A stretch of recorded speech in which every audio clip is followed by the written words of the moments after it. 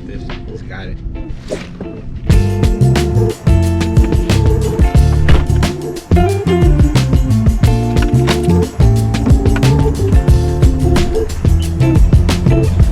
Alright, good morning, guys. No tournament this week.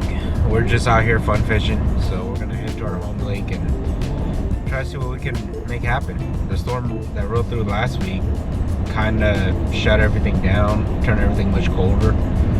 This morning it was in the low 30s, mid 30s. So totally normal California weather.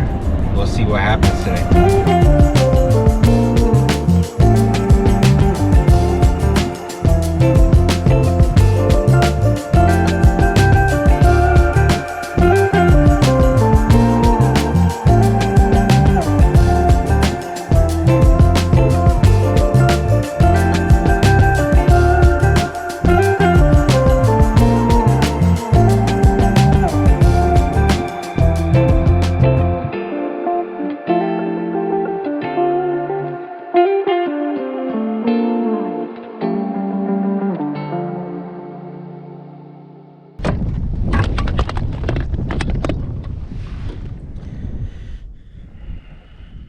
We finally made it on the water. Made a small run to an offshore spot here. Just kind of see what the fish are doing. It's a offshore spot that's right next to a point. Leads into a spawning bay. And all we're just gonna do is see if anything's staged up. See if anything's thinking about moving up.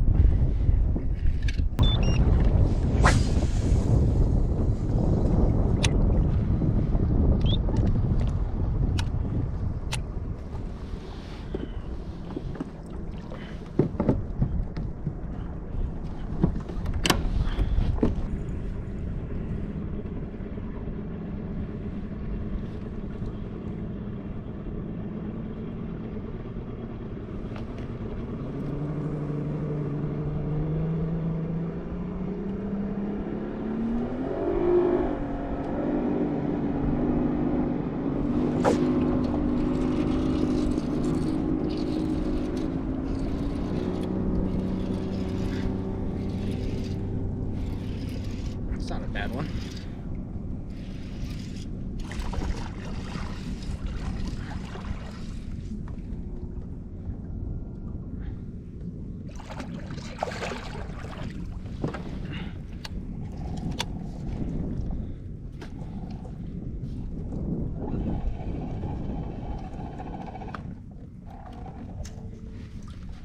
Just dead sticking. Maybe 3 pounds, give or take.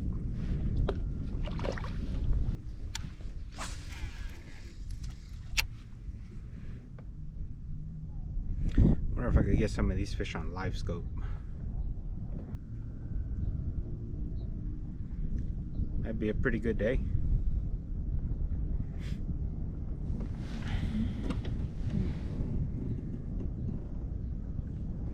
I don't think we'll catch any giants, but we'll probably have a good time catching fish, period.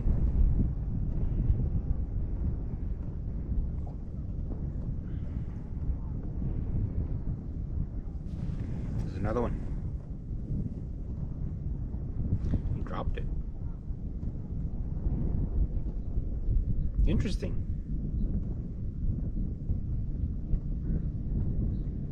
Very interesting.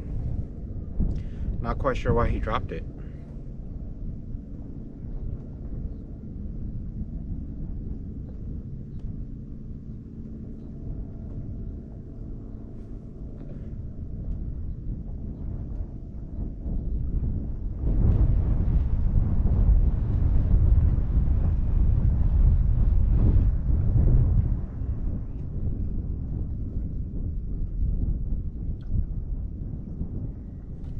Another one. He's got this. He's got it.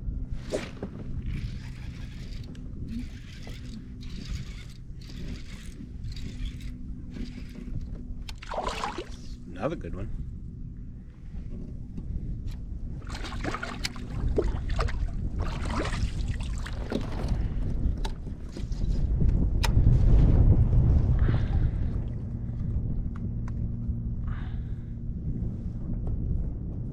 Two and a half, maybe 2.25.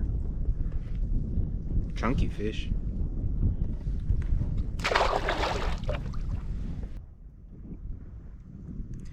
Doesn't really seem like today they're really caring too much about sitting on the structure. They're kind of just up and down. They're not really on the bottom. They're kind of just cruising around, which is rather interesting for a post-frontal condition.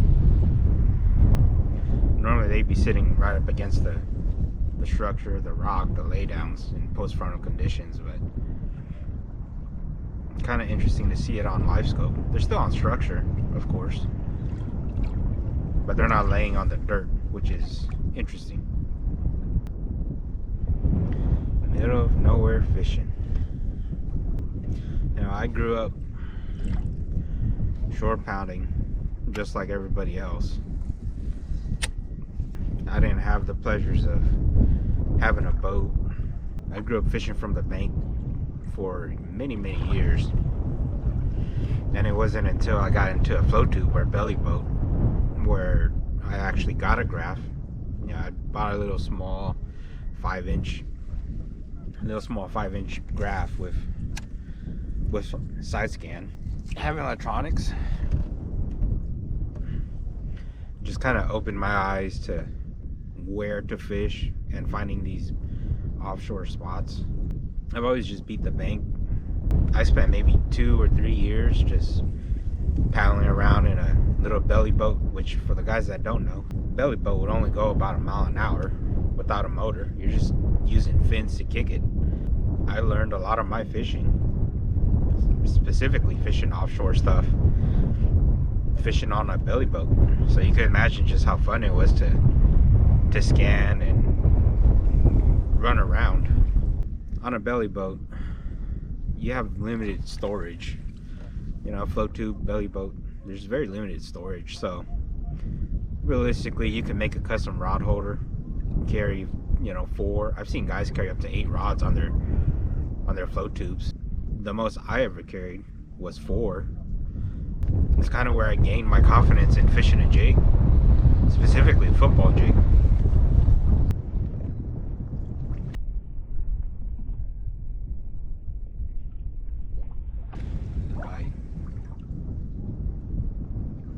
Dropped it.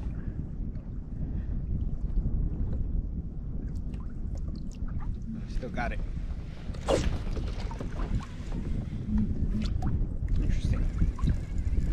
He had it.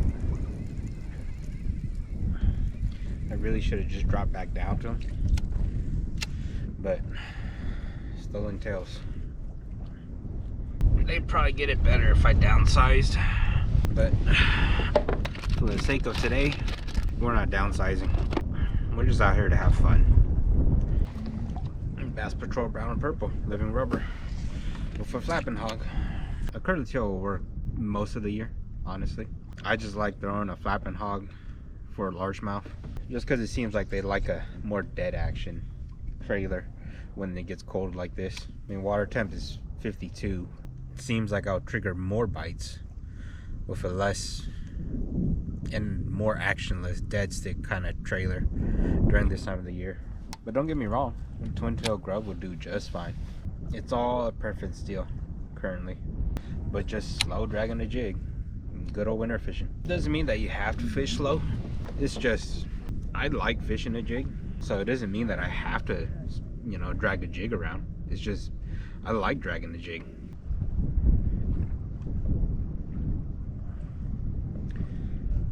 I'm technically not moving my jig. All I'm really doing is trying to pick up the slack, because you got to remember, when you make a cast, especially when you're sitting, you know, you're fishing deep like this, when you make a cast, your fluorocarbon or braid, whichever line you use, there's going to be a bow in the line. So all I'm really doing here, I'm trying not to move the jig. I'm just trying to put tension on the line so I can actually feel that on the bottom. So it may look like I'm moving my jig, you know, but I'm not. I'm trying to get in contact with it more so than anything.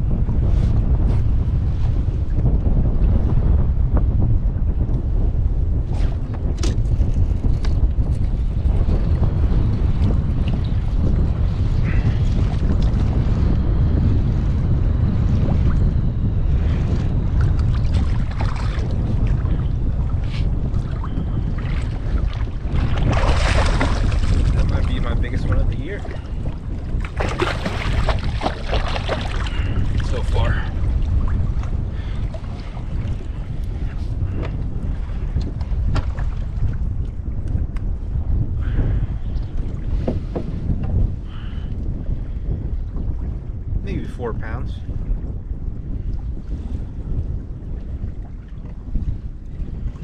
Pretty fish.